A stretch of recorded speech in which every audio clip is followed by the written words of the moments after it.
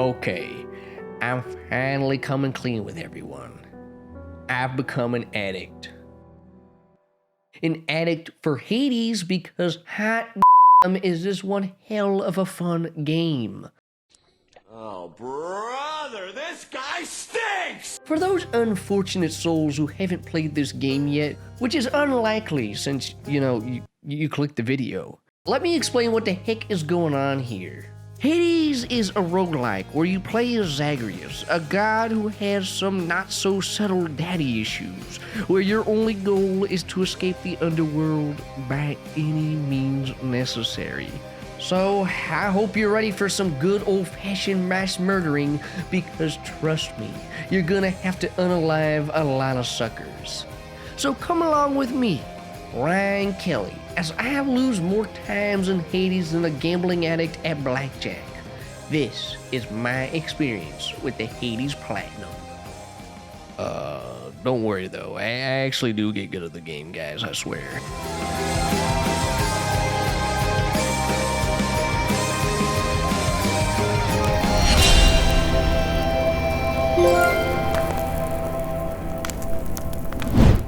If you want the Hades Platinum for yourself, then you've gotta be ready for a whole lot of grinding, because not only are there some truly abhorrent RNG trophies in this Platinum, but there are also trophies that require you to fully max out relationships with characters, as well as the items you use for runs, whether that's your weapons, your keepsakes, or your night talents. But we'll get into all that later. For now, though, let's just enjoy Hades' outstanding story.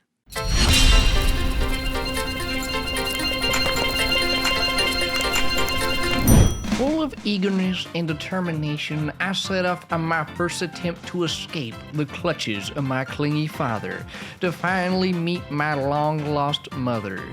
I was more than prepared to show off my gaming prowess and make some real progress. Too bad I don't have any, apparently. Well, that's fine. I didn't want to win my first attempt anyway.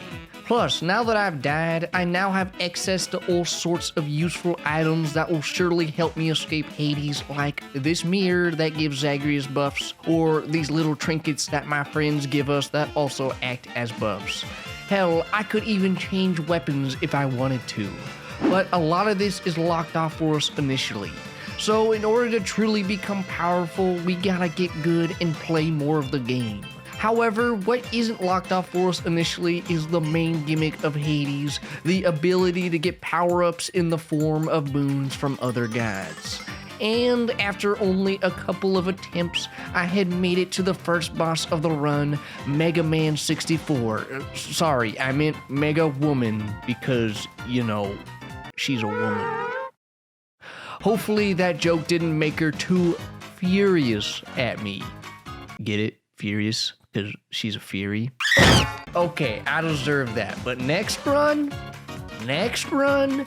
you're done. Because I've got your moveset downloaded. Dead. Is that dead? Yeah! Yo! Dead, dude. Second try. Holy shit. And yeah, from this point onwards, I never lost to her again. Because I'm a gamer. Once you beat Megara for the first time and escape the first area of the game, Tartarus, you get this nifty little story trophy. And now that we've escaped Tartarus, we gotta trek our way through the next area of the game, Asphodel, which is the first actual scary area of the game with its impeaching lava and its grotesquely nasty enemies. I particularly hate these little guys because they evade me more than Netflix does good shows. But what makes this area truly notable for me is it's home to the absolute unit himself, Lenny the Bone Hydra, because let me tell you, he certainly boned me a few times. What did he say? Wait a second, that's not what I meant. You guys know that's not what I meant, right? Lenny is the second boss of Hades and is a step up from Megara with its myriad of different attacks ranging from slams to somewhat tracking teeth beam things. But what makes Lenny's fight so fun for me personally is that he will summon his little snake friends to attack you, and these snake guys have random abilities every run.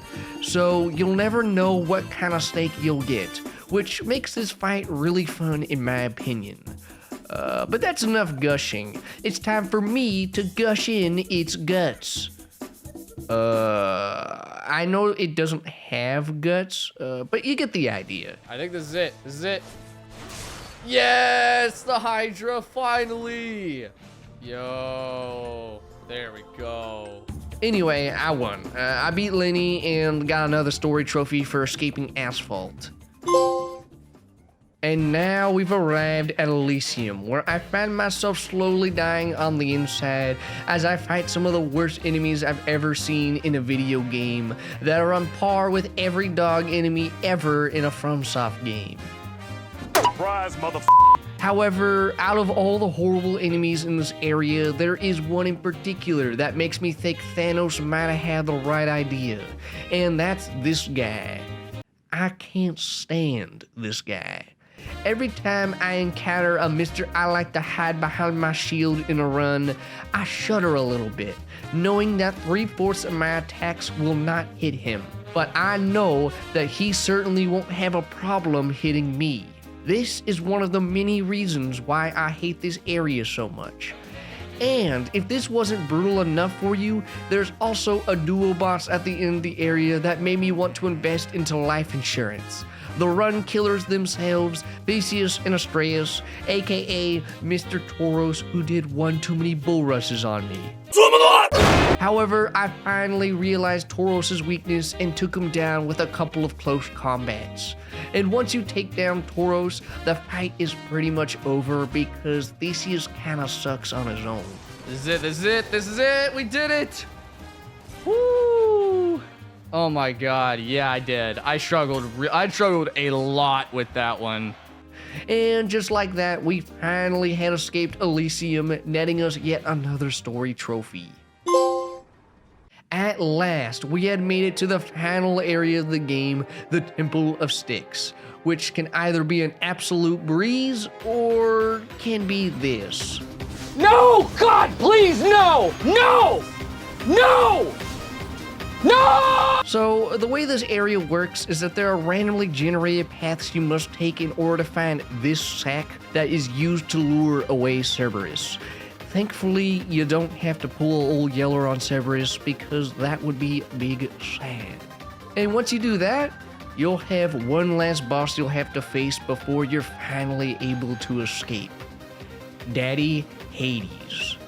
And let's just say that this boss might have humbled me a couple of times. He's already dead. However, after a lot of trial and error, I did finally commit patricide and escape the clutches of Hades. Oh my goodness, I can't believe it. I died. That is so cringe. Frick. I did the thing. I won. Yeah. Just gonna grab the little gamer. Is there no escape? I don't know what else I'm saying. Wow, that was awesome. However, while we did successfully escape the underworld and reunited with our mom, we can't stay on the surface for too long because of a curse the fates put on Zagreus. So, if we want to get closer to our mom, then we gotta keep escaping. So, you know, that's exactly what I did.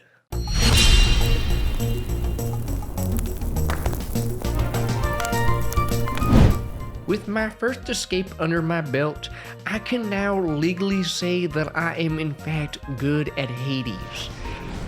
I dashed. I dashed. It dropped my god. And with this newly found confidence, I went back into the trenches of war with Daddy Hades to complete more runs. And in doing so, I was popping more trophies than a drug addict on a Saturday night.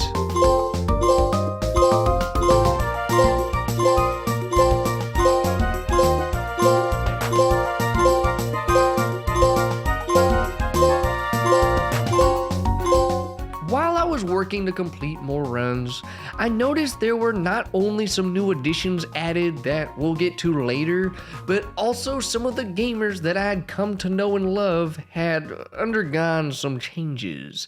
Instead of fighting the oh so lovely Megara at the end of Tartarus, we now randomly have the chance to face off with either her or one of her other sisters, Alecto or Tisiphone, which is pretty cool, except for when I have to fight Alecto, because her fight brings me as much pain as a paper cut on my dick. And how could we forget our little buddy Lenny, who now has the chance to grow a brand spanking new head, which grants him different abilities depending on which head you get.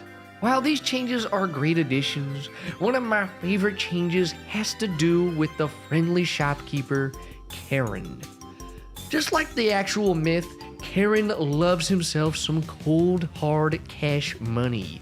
So he has set up shops throughout the underworld in order to entice you to buy his IRL loot. However, once you escape the underworld for the first time, there's a random chance that Karen will leave out a lootable sack full of cold, hard doubloons. And if you let your intrusive thoughts win, like I do on a regular basis, and steal the sack, let's just say that Karen won't take too kindly to that. However, after I downloaded his moveset like I was preparing to take a final, I brought my A game and bested him. He was so shook by my victory royale that he gave me his Fortnite V-Buck gift card, which allows me to buy his products at a discounted rate. But only for that run, so in all honesty, it's kinda lame. But what isn't lame are the two keepsake challenge run trophies, Thorn of Thanatos and Haste of Hermes. But before we dive into those trophies, let me briefly explain what these keepsake guys are. Essentially, they're little trinkets your friends give you that can either give you a buff or guarantee a specific god will appear in a run. Needless to say, they're extremely useful. While there are 25 total keepsakes in Hades, there are only 2 that have trophies associated with them, being the aforementioned Thorn of Thanatos and Haste of Hermes. The Haste of Hermes trophy requires you to equip the Lambent Plume keepsake and clear between 17 to 20 encounters within a certain time limit in order to increase your dodge chance and movement speed. But since I like to do that anyway, I got this trophy on my first try because, let's just say, I have some experience when it comes to being quick. I'll leave that up to your interpretation to what I mean by that. However, the Thorn of Thanatos trophy was definitely a thorn in my ass. Dude, come on, the last hit! In order to get this trophy, you must equip the Pierced Butterfly keepsake and avoid taking any damage for 15 to 30 encounters, depending on whether or not the keepsake is maxed out or not. This was a major problem for me. As previously discussed, I'm fast as f***.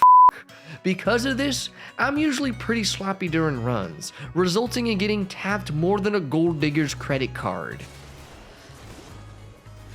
Dude, it. I threw this. I actually threw this. I had it and then I threw it. However, after believing in the heart of the cards, I locked in and somehow got the trophy just in the nick of time. Dash, oh my god. Oh my god, we did it. Thorn of Thanatos. Oh my god, we clutched up. Oh, we clutched up there. Man, I love how fun this platinum has been so far. It would be a real shame if there were any RNG related trophies. But I doubt they'd do that because everyone hates RNG trophies. So, wait, why am I talking about RNG right now? Are there gonna be...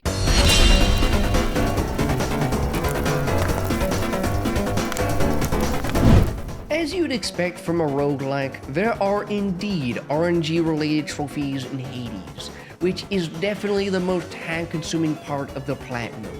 While you'd think the RNG lies in the runs themselves, they actually don't.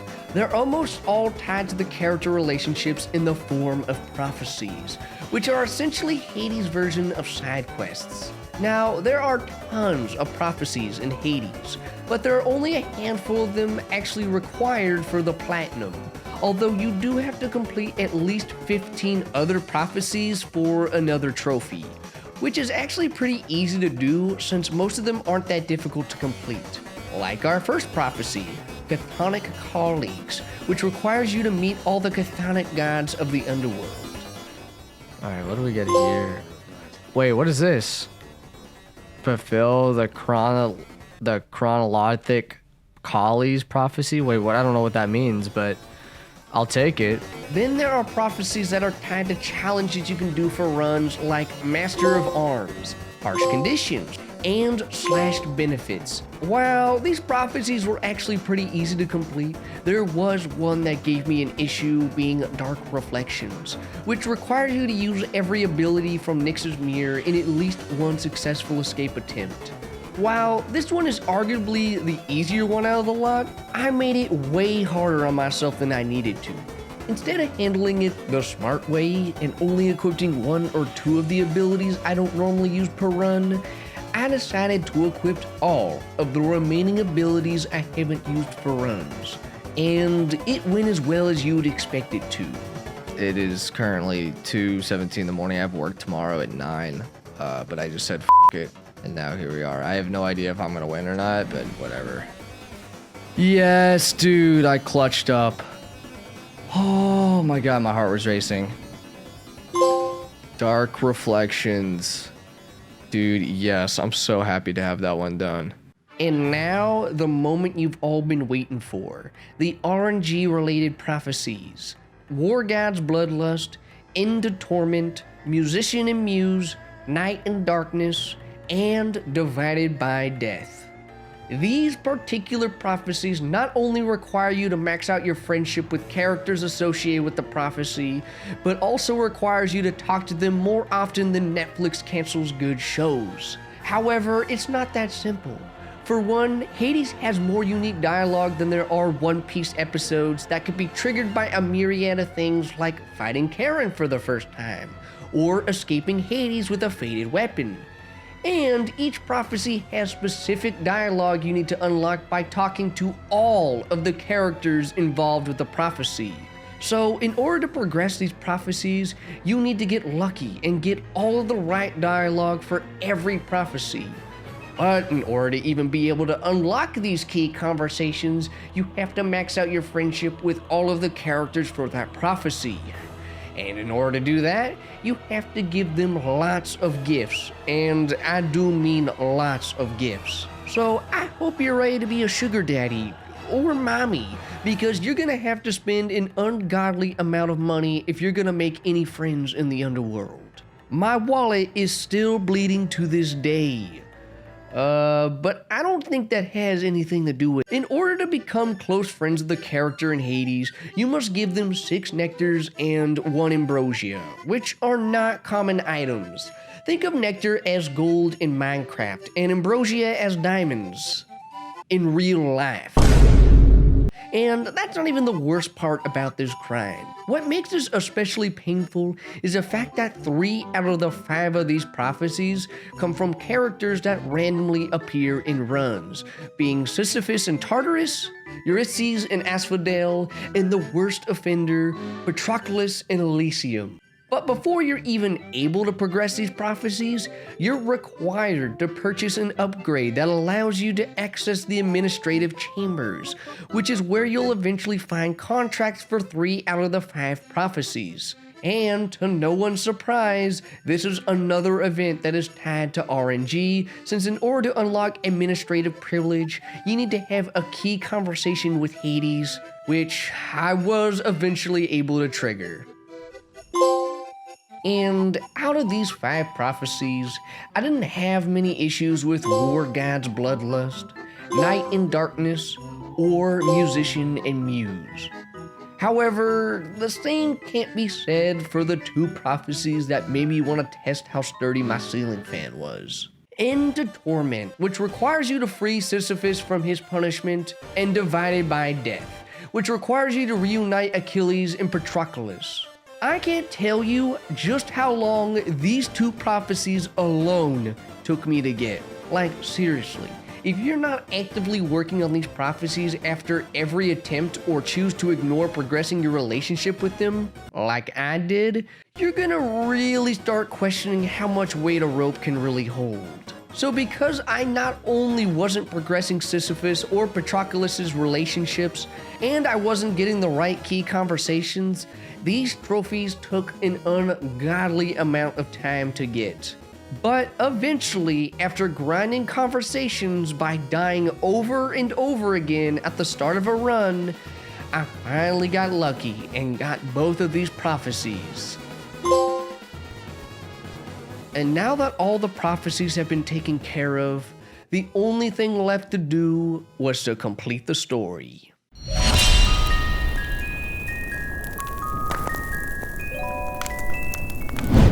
In order to complete the Hades story, you must escape the underworld 10 times to convince your mom to come back home with you.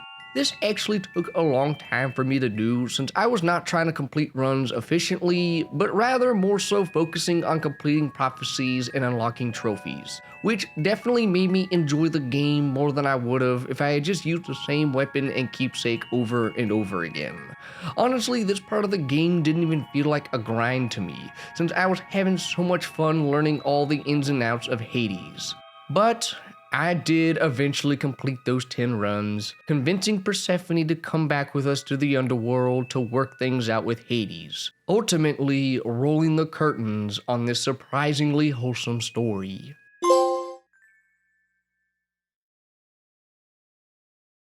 Well, that's not actually the end of Hades, because there's still one loose end that needs to be tied up, and that is, of course, reuniting with the gods of Olympus.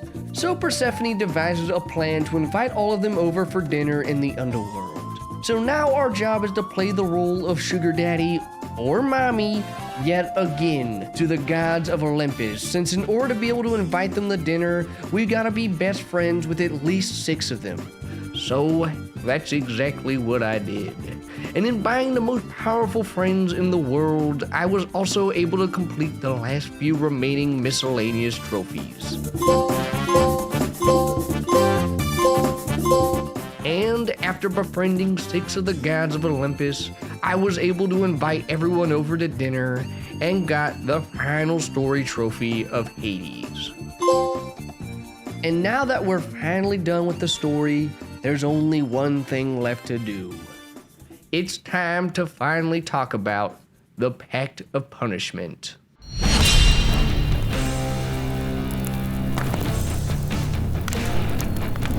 If you know anything about Hades, it's definitely the infamous Pact of Punishment, or better known as heat runs.